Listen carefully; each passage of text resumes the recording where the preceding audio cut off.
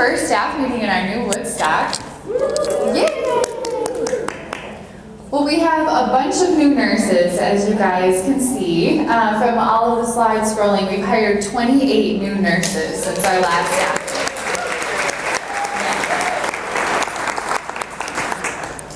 So that's crazy. So we're not going to introduce all of the 28, but we do have a class here today, this week going through. So we're going to go ahead and announce those, as well as a new customer service person that we will welcome to the PHS family. So our first nurse is Lacey May. Where's Lacey? There she is. Welcome. So you can see some fun facts about Lacey. I'm not going to read the whole thing. I'll let you guys read that. And then Emily is our second nurse. Welcome, Emily.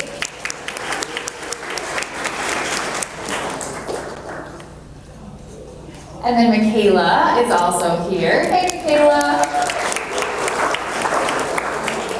And Leah. Hi, Leah. Welcome.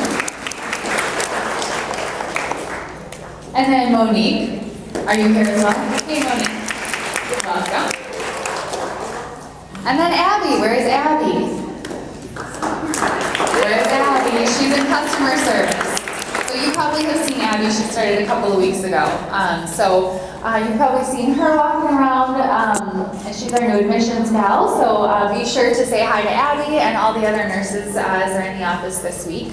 And as we continue to hire, we do have other nurses starting in the next couple of weeks as well. So maybe we'll have 28 more next time we have our next staff meeting. I forgot to open with the joke, and I know you are all anxiously awaiting the joke. It's a really good one. Why are cats afraid of trees? Why? Because of their bark. I know, you're welcome. So welcome everyone to the PHS family, and I'll go ahead and welcome Dana up for the sharing care update. I'm filling in, super nervous. Hopefully I don't mess it up. All right, luncheon is up first. So every year we like to thank our staff for all their time that they spend volunteering. So the luncheon has been scheduled, and it will be on September 6th from noon to 1 right here. So just let us know if you're going to come. We usually plan for more than have volunteered. So if you're hungry and you want to learn about sharing care, come on over. Hope Day Festival. So we're great partners with Hope Kids, and every year they have an awesome end of the year festival for all of their families. PHS usually has a booth that we run with some games that we play with all the families who are attending the festival. So sign up with Kelsey if you're interested by the end of August. And then the last one is Hope Rocks. So that's a partnership that we have with Face Lodge. This is their annual gala. It's a ton of fun for volunteers and attendees. We have positions for both spots. So you can again reach out to Kelsey. She did post it on Thrivin'. So reach out, let her know which position you're interested in, if you wanted to volunteer or if you wanted to attend as a PHS representative. Either would be awesome. So just get back to Kelsey. And then one other announcement, we did have East Metro Miracle League scheduled for tonight, but it's raining really hard. And so they canceled that, but it's rescheduled for August 30th. So if you're in the Woodbury or East Metro area and interested to participate, let Kelsey know. You play baseball. Joe wanted to know what you do for Miracle League because apparently he doesn't volunteer enough. So you play baseball. No skills are necessary. You don't even need to have a glove. You really just help the kids around the bases. If they need help batting, you do that. But it's an awesome time. So keep an eye out on Thrivin' for more messages from Kelsey or myself, because she's going to be leaving us soon. So I'm going to be trying to fill in. But let either of us know if you have any sharing care questions.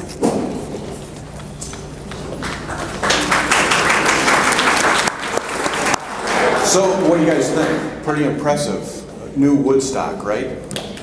Enjoying it. So if you're curious why the lights are turned off and we're facing this way, well, correct me if I'm wrong, IT folks, but probably next time we come in, we'll be facing this wall. The screen is not installed yet, but it probably will be, so we're making do with what we've got. And we have actually, for this meeting, our very own peanut gallery over here. So if you're wondering, the hecklers. You have to pay extra for those seats, though. Yeah. See, it's starting already. We've got some great announcements and some updates to give you, so without further ado, you know these people. First up is Mark. Shao. How did I mix that up? Oh. Very similar. Yeah, very similar, right. Sweet Pickle Award. Here, I'm jumping ahead. I even put the blazer on. Come on. Since this space isn't officially done yet, do you think we can get a spotlight? Yes. Then I don't see anyone, I just see light. So anyways, Sweet Pickle time. The winner for this month's Sweet Pickle was from Michelle to Joe. The pharmacy tech a while back had all gowned up and they were compounding and then realized they needed a specialty syringe, I believe. And so they called the warehouse and let Joe know they ran out. In a matter of minutes, he had gotten what they needed and even brought it right to them. So thank you, Joe, for always going above and beyond. I don't know who it is. Yay, Joe! Okay, I'm good. Well, do you know who's coming up next? Yeah. It's Mark.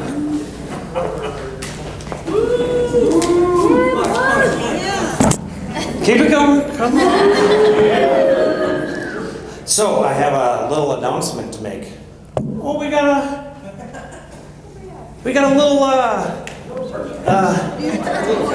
little future PHSer here. Very cool.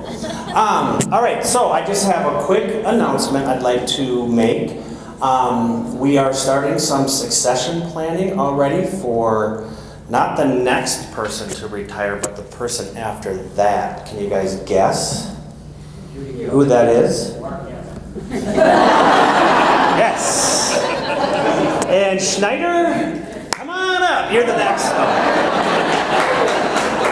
No, it is, yes, whoever said Judy Gill over here. So, Judy, as you guys, I think, know or remember from some of the last previous staff meetings or clinical meetings, she's retiring in 2021, and so we have Judy's successor starting with us on the senior team.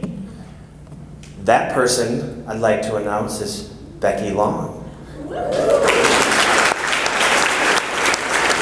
Becki, would you like to say a couple words to the staff? I'm saving them for later. Okay. She didn't know this was happening. So I just wanted to let you guys, Becki is now on the senior team and we're gonna start working towards some of her succession here in the future. So just wanted to give you that little update on some movement that's going on the senior team and in Becki's area. So, any questions? Thank you. Thanks, Joe. All right, give him a round of applause. All right, the next we're gonna have a little duo, tag team, right? Cameo, Leah, giving us some of the legislative updates. I think these are things you'll really want to listen closely to because the impact and how they influence what we do is very important.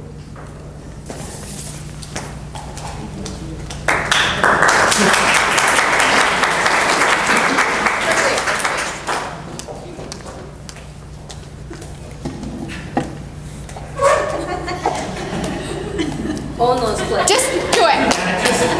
There we go. All right, I'm not going to open it up with a joke, but I was hoping I could open it up with a question from the audience. Who has a question about government relations? Anybody? Bruce. Is next year going to be the most dramatic section of legislative history? Oh, I got that. Reason Bachelor? Yes. And the magic 8 ball says, check Twitter. All right, so. All right, so Leah and I are going to give an update, not very much on what has happened, but more looking forward in what we're going to be doing coming into this next year and beyond. It's hard when it's right behind you. All right, so first an introduction to our team. Leah.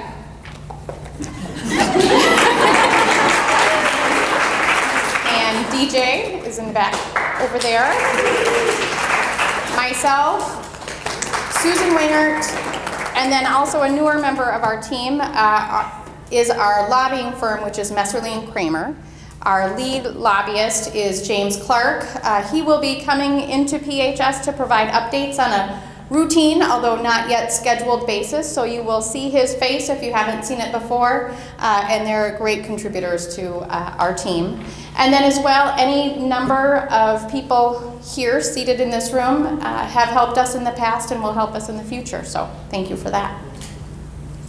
Our area of focus for the government relations team is listed here, and first and foremost, we're really looking to balance our federal and state efforts. As you all know, we serve a very large Medicaid population. Historically, the rules, the payment methodologies, and the programs for that population has been designed here at the state level. But that is constantly changing and really eroding such that many of our programs and many of those rules now are flowing from the federal level into the state level. So more so than ever before, we really need to be active at that federal level so we can be influencing change in DC and ensuring that the people making decisions there have just as solid of an understanding of the special needs of children with medical complexities as our state lawmakers do. So you may hear or see us doing more work in DC or doing more work here in Minnesota, but with our members of Congress. And that's something we put additional investment into last year and will continue to do so going into the future. As well, we're really looking to provide innovative strategies. You know that we made some great headway last state legislative session by introducing a new concept, at least to the state of Minnesota, which is a prescribed pediatric extended care center. That was much more warmly embraced than we even anticipated, and it's an example of kind of the headway we can make when we bring something new to the table, rather than trying to work against what are really age-old programs and structures. So we'll be continuing to do that. An example of that is actually looking to introduce a new provider type. So rather than going to the state or going to DC and saying, we need to change the way you pay for durable medical equipment, we want to go to the state and to the feds and say, we want you to recognize a different type of a provider like PHS that provides for comprehensive home services so that children with medical complexities can remain in their homes and communities. So that is a huge endeavor. It's not something we anticipate coming to conclusion in a year or even 2 years, but it's part of our ongoing conversation both in DC and here in Minnesota. Then another thing we are learning is bandwidth. So when I say bandwidth, I don't only mean the capacity of our government relations team or even our entire organization, but I also mean the bandwidth of our legislative champions. We have several that really go to bat for the kids that we take care of, but we need to be really cognizant of the amount of work we're asking of them. So we're trying to be more selective and really prioritizing those initiatives that we set forth. And then as well, focus on family advocacy. Over the last couple of years, we've really grown the engagement with our families and our patients, and it has been more effective than any other strategy we have done. And what I have certainly learned is that this is not burdening our parents. This is something they very much want to be involved in. And as I said, they can tell their story 1,000 times better than any of us ever could. So as we look at specific priorities for PHS's government relations agenda, just making sure I'm looking at what you're looking at. First is a pediatric designation. So that speaks to that different provider type that I briefly described before. And the reason we're doing this is, as with any of our other initiatives, is really to ensure the access to services that we provide for the kids that we provide for. And in doing so, in creating a different type of provider entity, then we can go to either a state lawmaker or a federal lawmaker and say, for this program, we need you to more narrowly tailor it for our population. So it gives them kind of a building block to, again, more appropriately design programs. The vehicle that we're looking to use for that, and the vehicle is really just a word I've learned they use in government relations for how are you going to get there. And there's a body of law that exists at both a federal and state level that's called an essential community provider, and that at this point is what we've seen as the best fit for creating this new provider entity. Here is the proposed language. My challenge to any one of you is to take this, I'm not going to read it to you, and try to summarize it down to 3 to 5 words that would describe the provider, like a durable medical equipment provider or a home infusion provider. Any of us on the government relations team are yet to do that, so we'd really like your help because this is far too long of a definition. As I said earlier, this is something we'll be pursuing at both the state and the federal level. The best would be at the federal level because then, as I said before, as programs are designed at the federal level, the states have definitely more influence, but even more of a mandate to follow that. But it's also something we'll do at the state level. And with that, I'll turn it over to Leah. So Cameo gave me the easiest one to describe, so I'm going to try to do it justice and break it down as much as I can since I have a hard time understanding this one. But in December 2010, the CARES Act, which was actually a great piece of legislation passed on a federal level, but it had this little piece in there that had an upper payment limit. And you've probably heard me talk about this before, but I'm going to try to break it down. So in a nutshell, what is an upper payment limit? And it limits what the federal government will pay the states for Medicaid. So it limits it to the Medicare level. So now we're talking about Medicare and Medicaid, which we don't tend to do. Medicare is funded by us, taxes, but on a federal level and regulated on a federal level through CMS. And Medicaid has always been to the states, where the federal government pays for 50% and the state pays for the other 50%. So what happened was starting January 1st of 2018, they're going to limit all durable medical equipment reimbursement to the federal government's only going to pay 50% of the Medicare rate for Medicaid. I'm going to let that sink in for a second. So then what it does in effect is it lowers the reimbursement rate because the state may only pay the other half. So I'll kind of get into some of our challenges with that. But, and they're doing it in kind of an interesting way too, starting January 1st, 2018. They're going to continue to, they as in the state, Minnesota is going to continue to reimburse at our Medicaid fee schedule, which is the normal Medicaid fee schedule. And then they're going to, in 2020, they're going to correct it and say, well, we overpaid you because the federal government is only going to pay 50% of the Medicare level. And then they're going to take that back from providers. So in the, so that kind of goes into obtaining relief for the upper payment limit. So what we would like to do to try to combat this is carve out children with medical complexities out of the CARES Act. So it doesn't impact our patient population because it's obviously, the two populations are very different, Medicare and Medicaid, and we like to say that we provide a unique service. It's more than just providing a suction catheter.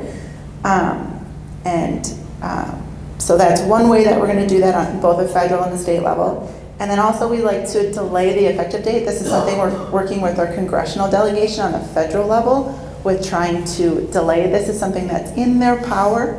It could be administrative where we just get our delegation to talk to Secretary Price to get that delayed. Hopefully just to buy us more time on how we can fight this. And then the other thing is talk about that legal authority for that take back that we were talking about.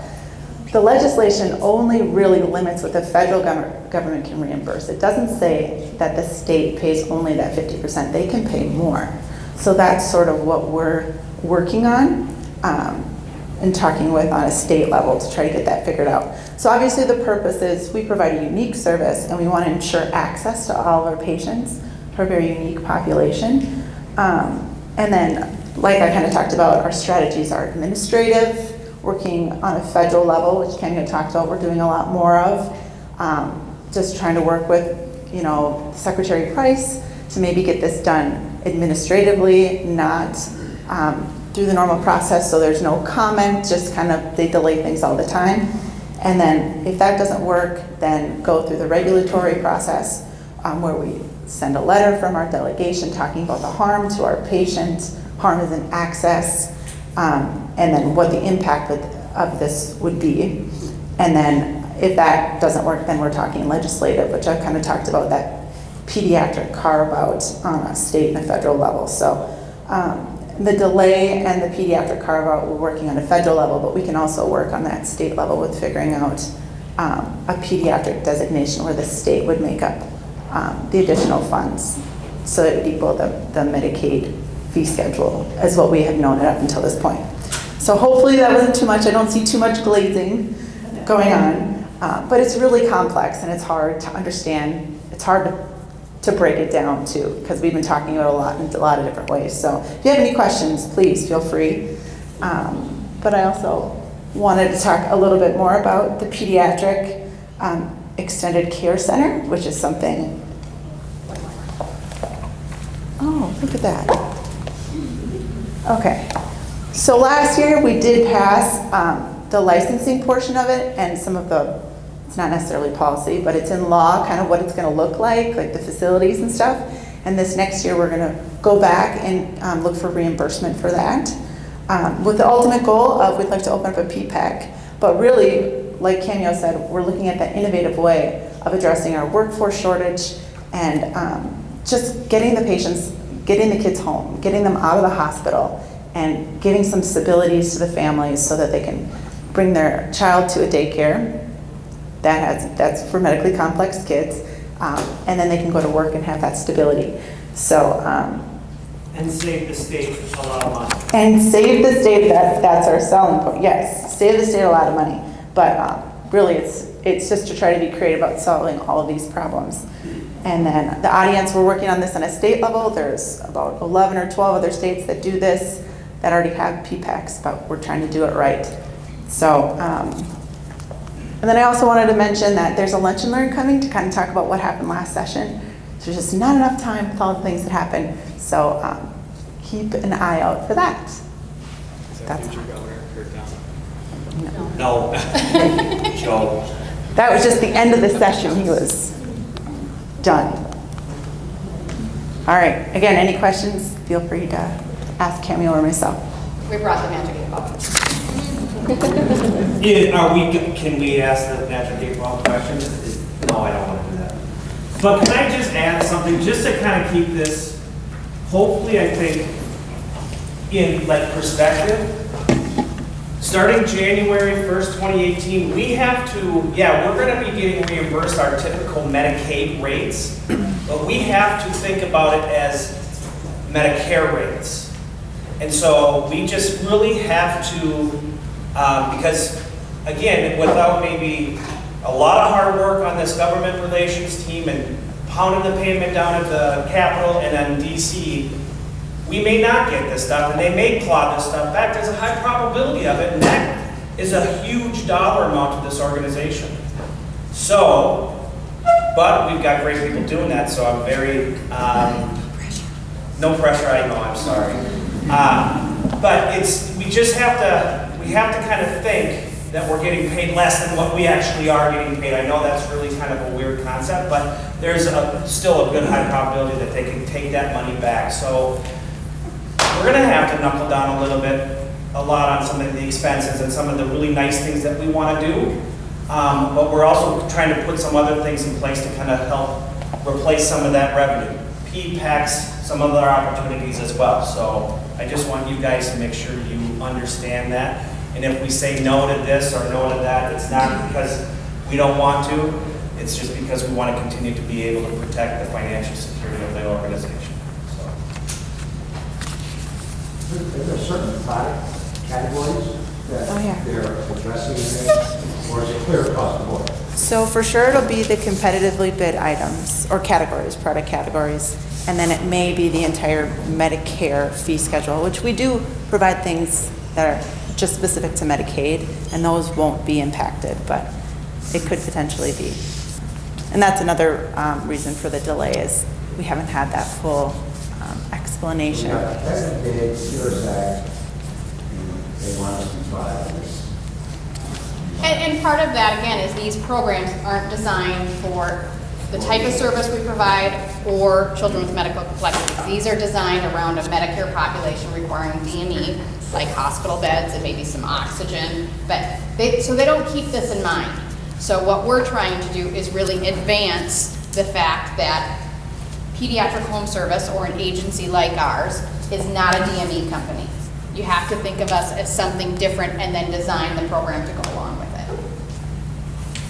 Are there other DME suppliers that are doing what we're doing to try and combat this as well? Other DME suppliers, I would say, are so focused on what's happening with Medicare that at this point, at least on a federal level, they're not working to try to either minimize or delay that upper payment limit, because really they're struggling. Competitive bidding has been in place in Minnesota since 2013. Since that time, 45% of our DME providers have gone out of business. So whereas our primary payer source is Medicaid, for most other DME suppliers, it's one of their smallest payer sources. Come to lunch and learn. We can have all kinds of fun. Thank you.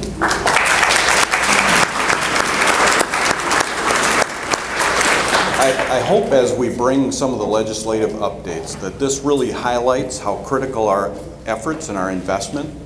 I think also appreciation for this team and the amount of time that they've spent developing the relationships. We've had some great successes, both state and federally, and all of that is really to safeguard this organization from some very real threats. Now hopefully maybe out of that comes some opportunities, but they are threats that we have to be very planful about and have, and we do, have really good strategies to hopefully compete or combat some of those threats that we're facing. So, and I think it's just a great segue right into what Joe's going to present as far as our strategic plan, because it really does have a pretty significant influence on the strategies that we're choosing to employ, hopefully to navigate a very difficult environment that we're in. And you guys see that on the street, and we certainly see that organizationally. But even more importantly, it's how we're advocating for our families and for these kids. This is one of the best ways that we can continue to take care of and help these kids continue to thrive at home. So, Joe, come on up and take on the next one.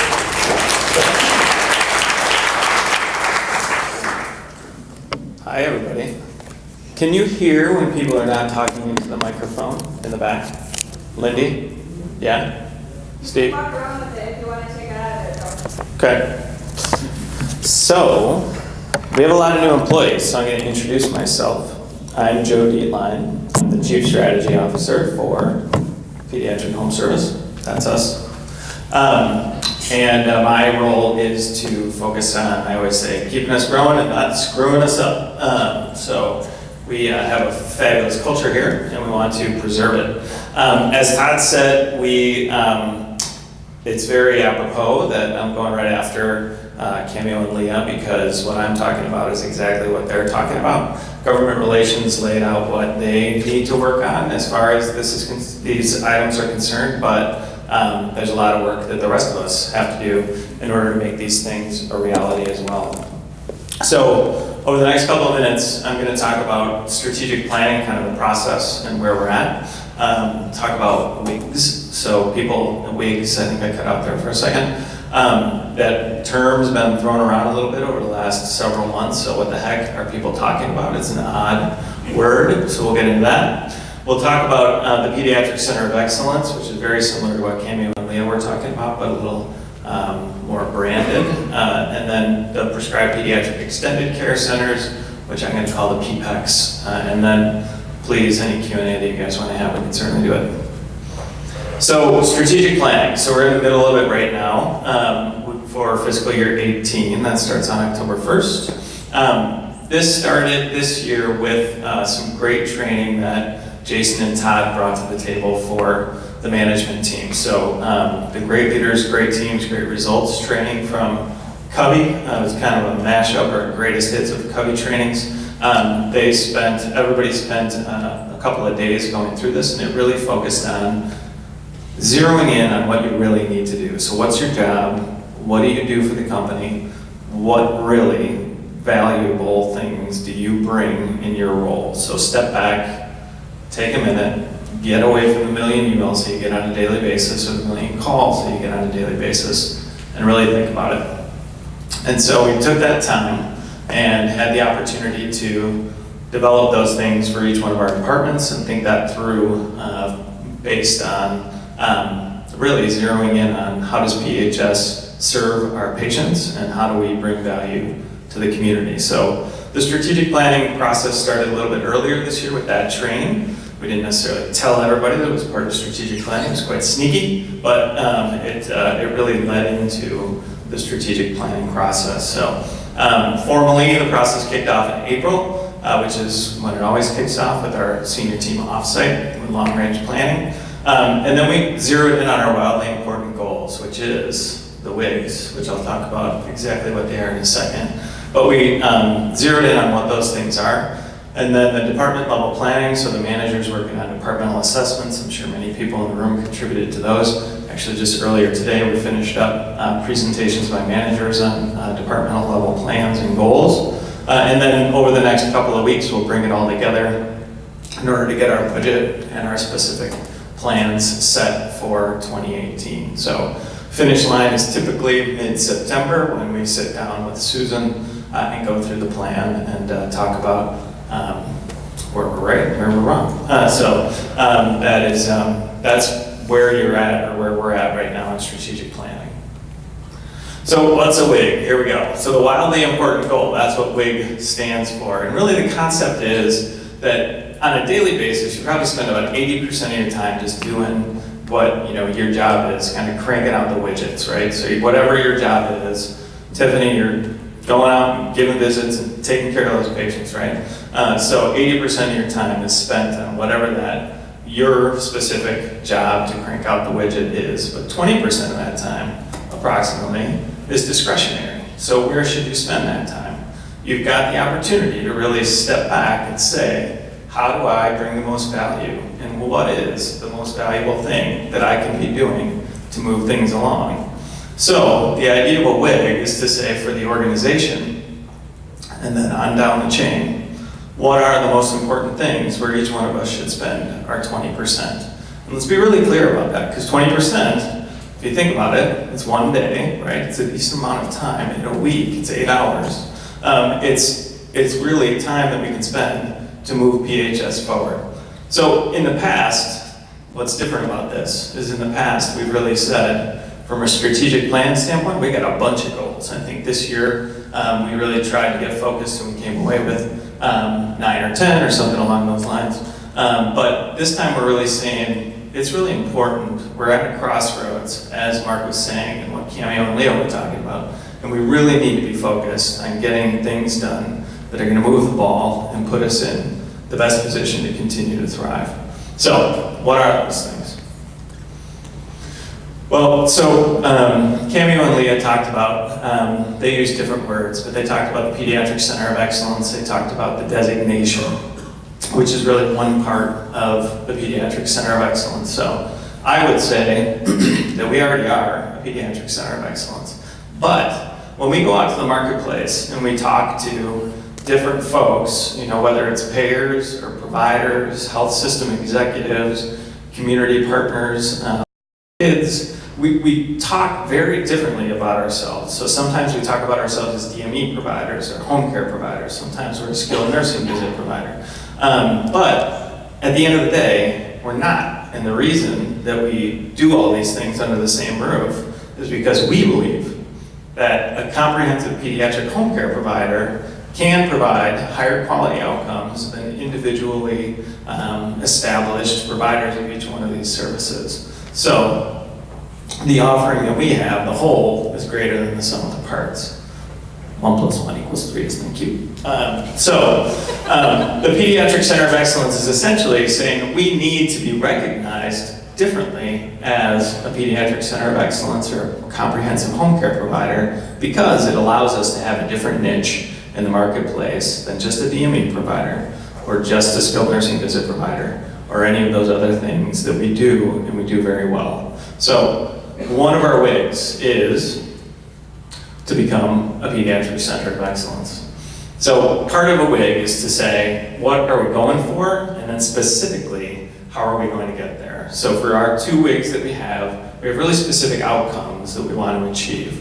So within the Pediatric Center of Excellence, we have a number of outcomes that we want to achieve. And this is where the heavy lifting and the hard work really comes in. So these are not in any particular order. In fact, as I thought them through, having to speak in front of you about them, that probably should be flip-flopped a little bit. But Cameo and Leah talked about establishing designation as a PCOE at the government level. There's other places we can be a Pediatric Center of Excellence as well. Right now, we're a Cameo Center of Excellence. There's other places that designate centers of excellence. So where else can we look and talk to them about the different nature of our services and what other recognitions can we get? What about the Joint Commission? Would they do an accreditation on a specific, Pediatric Center of Excellence? How can we talk to these other audiences about this designation? I think a lot about the payers. So how do we do that? Some of them already kind of do by giving us unique fee schedules, but how do we establish ourselves really as a separate entity type, as Cameo was saying, as a Pediatric Center of Excellence and carve ourselves out as something special? I'm not going to spend that much time on every bullet. First, we have to articulate the PHS vision of the PCOE. So what do we really mean? This one is kind of sequential. We got to get this one done so that we can say, what do we mean? Check, check, check. Does that mean that we have 4 buildings and 5 cars and 12 patients that we take care of? What is it? And be able to establish that. And then turn around and say, and what does that mean for every audience that we're thinking about? So why is that beneficial to a government person? Why is that beneficial to a family? And really nail down on a fact-based manner what those things mean so that we can then confidently and consistently go out and talk to those different audiences about what is a PCOE and why are we that. Excuse me. We think that research on children with medical complexity, something we can do great right now, is something that is an aspect of a Pediatric Center of Excellence. So the goal that we've set there is to put forth at least 1 piece of research on an annual basis. To continue to expand our service offerings for children with medical complexity, I feel like we set up and knocked down a number of these on a annual basis, but to be more specific in looking at those areas that will bring value. I think in this venue we've probably talked about complex rehab a couple of times. Is that something that we need to reevaluate? What is the next thing from a service offering standpoint that we should be considering? Why and how are we going to get there? Establish formal arrangements with children's health systems. We talk to the hospitals every day. I would think probably 50% of the people in the room talk to somebody at one of the hospitals on a daily basis. But how are we conveying this to them? How are we establishing our partnerships with those hospitals in a way that allows us to achieve being a Pediatric Center of Excellence and getting the most quality outcomes that we can? We've had great success in establishing read-only access to some of the EHRs. How do we go further? How do we get really into those EHRs so that we can achieve even more efficiency and bring more benefit to the patient experience and the quality that we're able to deliver? How do we formalize those things so that we're not worried about, Fairview Home Infusion, grabbing the next TPN kit, but we're worried about how do we drive more efficiency and make the experience better. So that one, get one done in fiscal year 18. That's the goal. Establish value-based product design and advanced data expertise and data analytics. Those go pretty closely together. Value-based product design is a long conversation that I'll just touch the tip of the iceberg. But how do we turn around and say, if we're not all of these different services, but we're a comprehensive pediatric home care provider, how do you pay us differently? How do you pay us for giving that value instead of the widgets instead of the diapers and the ventilator and the tubing and all that stuff separately versus, you know what, just send us that 1% of the kids that we are experts in taking care of, pay us a certain amount per month, we'll take care of the rest, don't worry about it. And at the end of the day, we're gonna save you money because we do a great job at that. So using data analytics and product design, we'll be able to get to what do we actually mean and what does that product look like so that we can turn around and go to those payers, go to those health systems and say this is what we mean, take us seriously. I'm going to stop and take some questions here if there are any.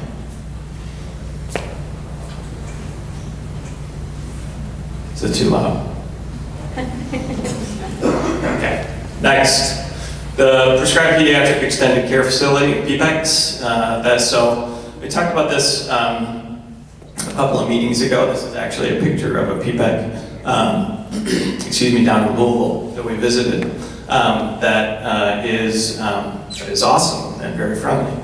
So with the new folks that are here, a PPEC is essentially a facility that provides medical care on a daily basis for kiddos that don't necessarily fit into other settings like a traditional daycare center. It provides, appropriate cares for those kiddos and allows for an alternate place of care when they don't necessarily have care in their home. So we have a very real workforce shortage, and you guys hear about that all the time. We have, kids that are waiting in the hospital. I hear numbers in the teens all the time, folks that are attempting to get onto our RT service. And we know that there is a necessity in our marketplace to create alternative ways to take care of these kids. So in other markets, the model of the PPEC has been successful and has continued to spread. So we think that this is a model that is really appropriate for Minnesota. We think that we can create one and that we would be the best to do it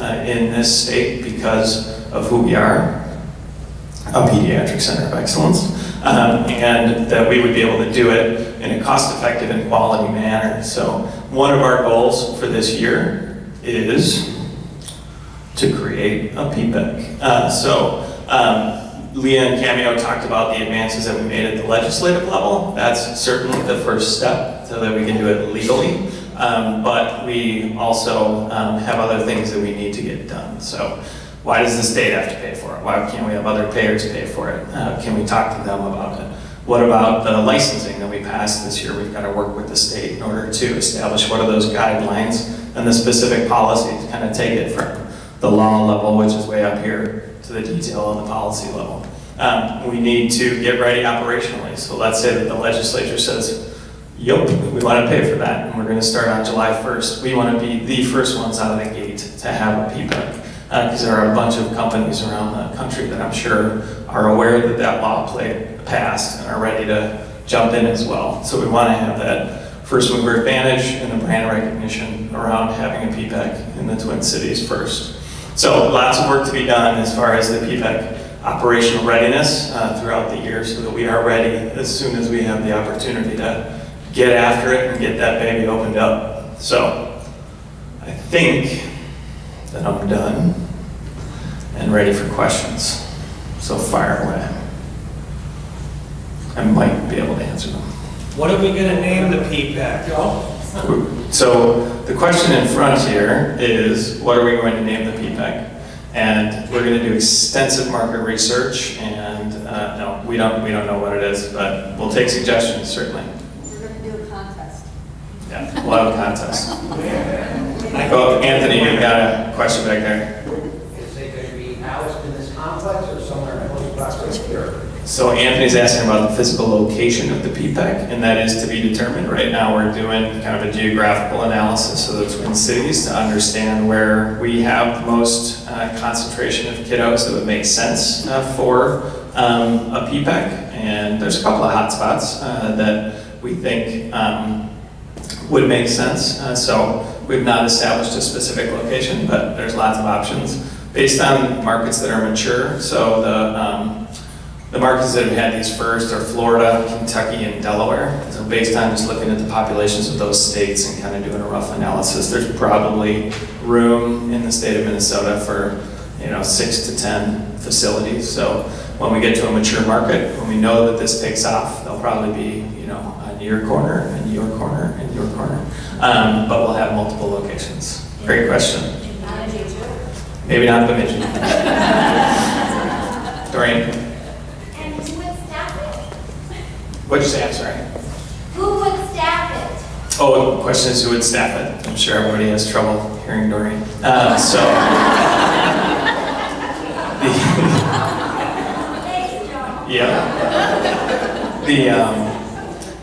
The beauty of a PPAC, in my opinion, is that you most efficiently use the skilled resources that you can. So if you compare it to a home care nursing model, you have the ability to have a ratio of patients to skilled caregivers that isn't one-to-one. So the staffing at these facilities will be a combination of skilled nurses as well as caregivers that would be more like a daycare provider or someone that would be able to provide the appropriate services for those times throughout the day. Do you know how you would find a safe patient ratio for something like that? Yes, we do. So how many of these are nationwide? Like, do we know how Zero. many PPACs actually exist? Okay. Oh, well, you mean like how many? like this? So there are no providers that provide in every market. I thought that's what you were asking. But there's up to 100 of them throughout the nation right now. So there's about 60 in Florida where there's the most, 3 in Delaware, 7 in Kentucky. I'm probably not exactly right, but close on those numbers. So most recent states, Texas, have popped up. Would there be like resources to look and read about what these ones offer to show like what it would look like that you can research or click on? Oh yeah, oh you mean you guys? Yeah. Yeah, absolutely. So if you Google PPAC, you can certainly learn. The place pictured here is called Kids Club with a Z, and it's in Kentucky. And that I would say is a fantastic example of one that I think mirrors our values a good bit.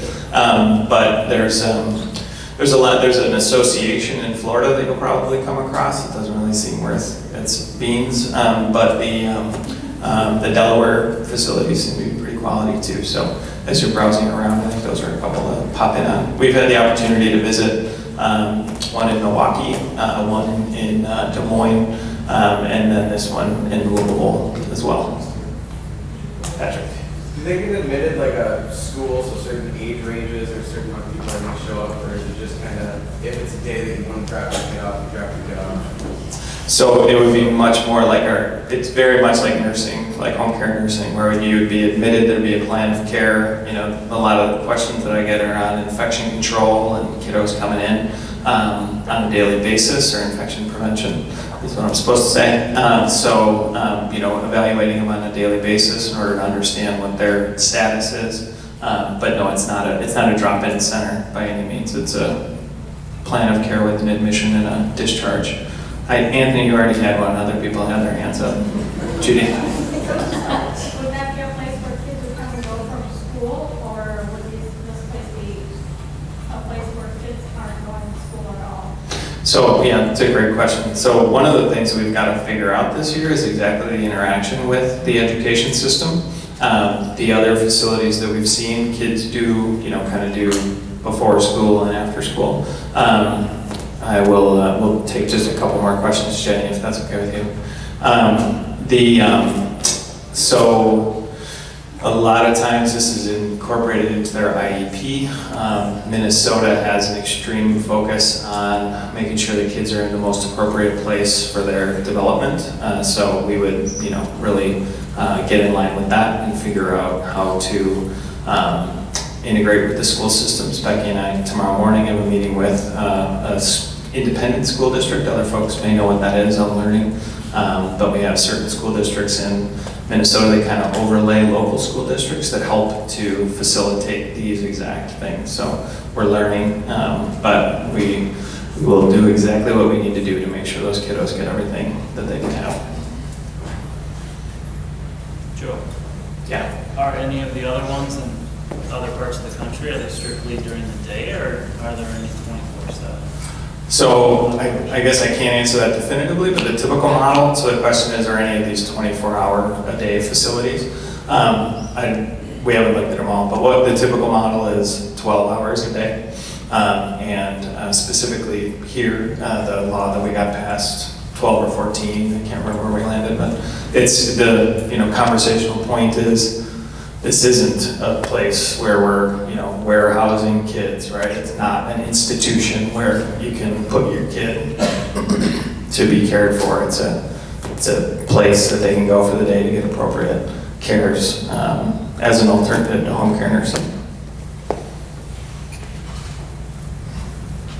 All right, thank you very much.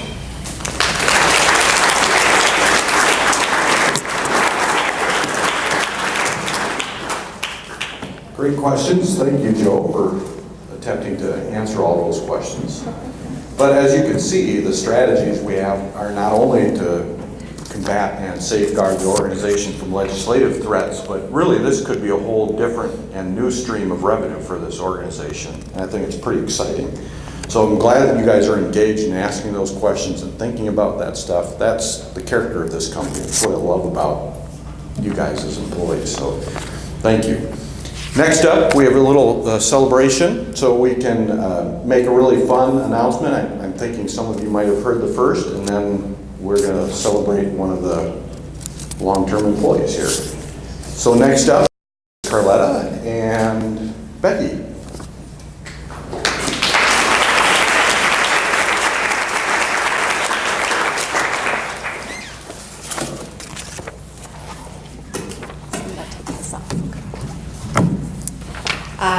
Okay, so I'm Becki Law, I'm Director of Therapies and Education here, and last evening, Carletta and I had the pleasure of attending the award ceremony for Minneapolis-St. Paul Magazine's Outstanding Nurse Celebration.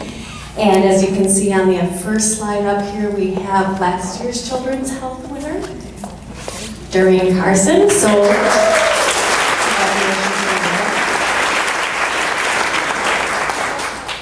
just a little bit about this process in case you aren't familiar with it.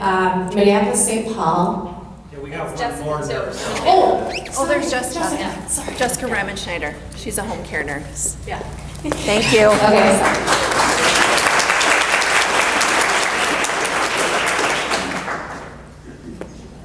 She was like the young star. She was a rising star. She's a rising star. Yes.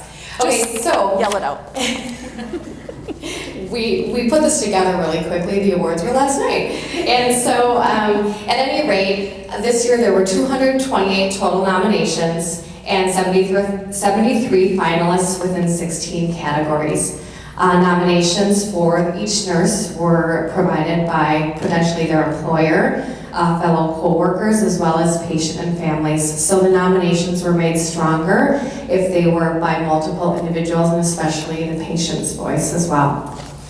The winners will be profiled in the December issue of Minneapolis-St. Paul, which will be published around Thanksgiving, so be sure to keep an eye out for that.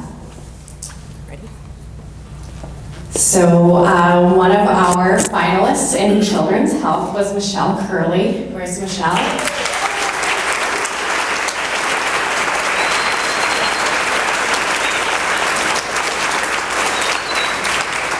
All right, so part of the nomination was just us telling Minneapolis-St. Paul and the judges why we feel Michelle is a distinguished nurse. So part of the application, I'll just read to you here quickly. Michelle is an infusion manager that does so much more, not only for the employees she oversees, but for the patients who receive care thanks to her exemplary skills as a nurse, and for the community who is better informed as a result of her knowledge, training, compassion, and dedication to impeccable quality care and infusion therapy. She has a wonderful sense of humor and easily connects with infants, children, and teens, as well as with her coworkers. Each day, Michelle instills confidence and compassion in her team, and as a result, just has incredible outcomes for patients who receive care on the other end of our department. So congratulations to Michelle for this nomination.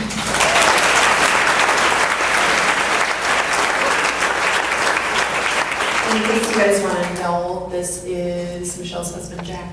He was able to come too.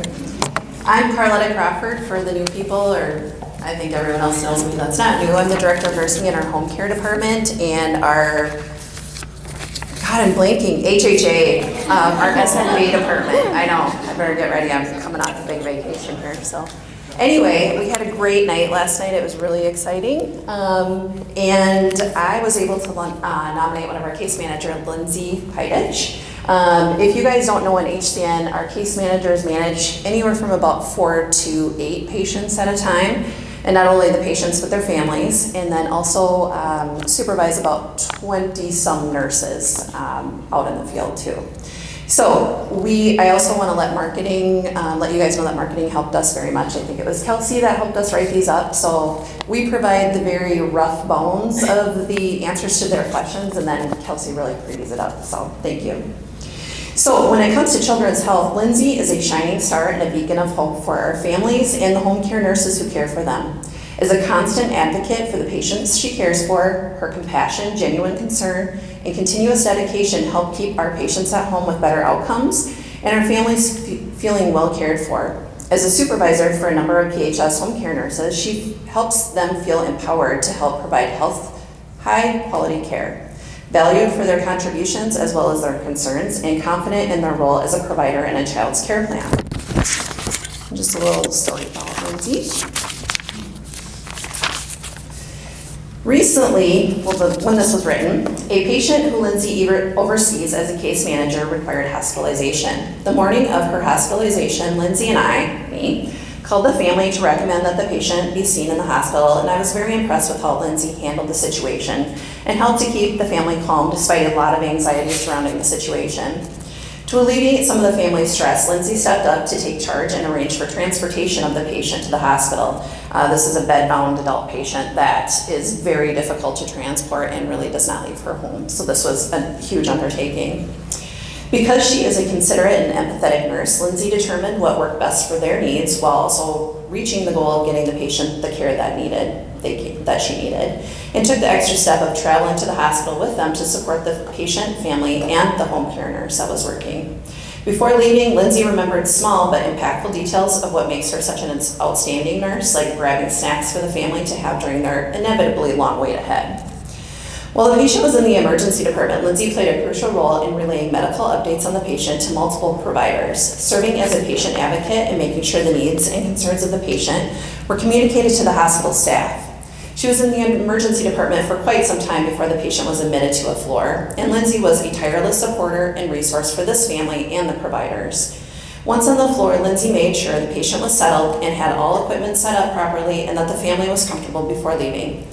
Unfazed by the fact that it was 9:30 and she had missed her birthday dinner with her husband because she knew this patient and the family were her top priority at the time.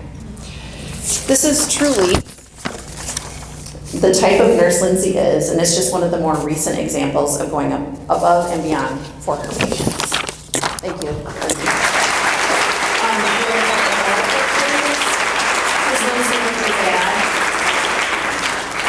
Okay. Yes, and she's the winner. Yeah. Oh, by the way. She is the Children's Health Leader for 2017. And we have a couple pictures here. This is Lindsey posing with her award. The awards are very beautiful. They're made of glass, or kind of a glass material, and they were taking pictures and it dropped. So I have a different award for you, Lindsey. It's not as special, but until your other one gets fixed.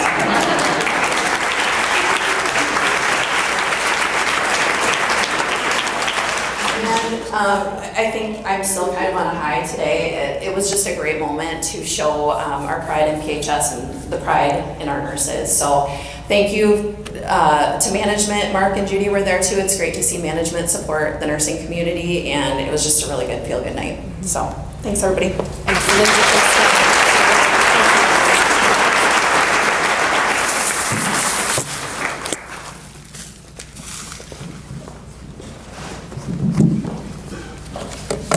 last but not least, we'll celebrate 15 years. Chad? Yep. Not Chad's 15. Not quite. All right, we're here to celebrate Summer's 15, and I don't know if she can raise her hand wherever she's at. Oh. All right. So we have a little video we're going to watch. I'll give Jody a heads up in a little bit, but a few tidbits. So, sorry if that's loud. It's all right. I got some stuff here. So, Summer started here in August of 2002.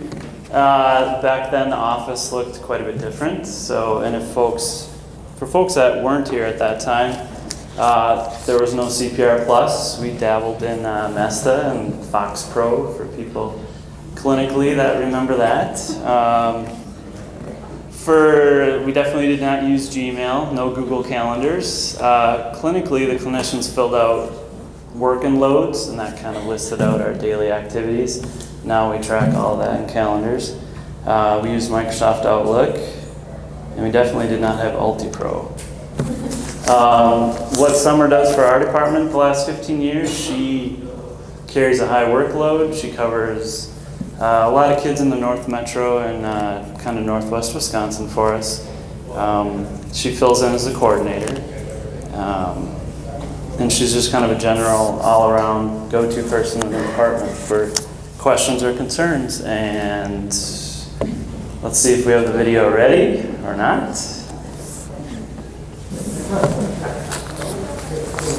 So here's my trivia I pulled out. Does anybody know in August of 2002, the #1 Billboard song for the month of August?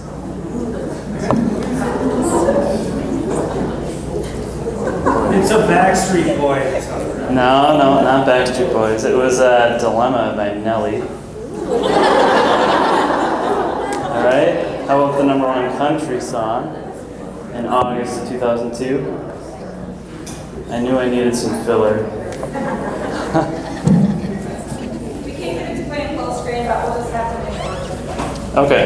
All right. The #1 country song was "The Good Stuff" by Kenny Chesney. So. All right. We'll play the video here, and then we have some gifts for Summer.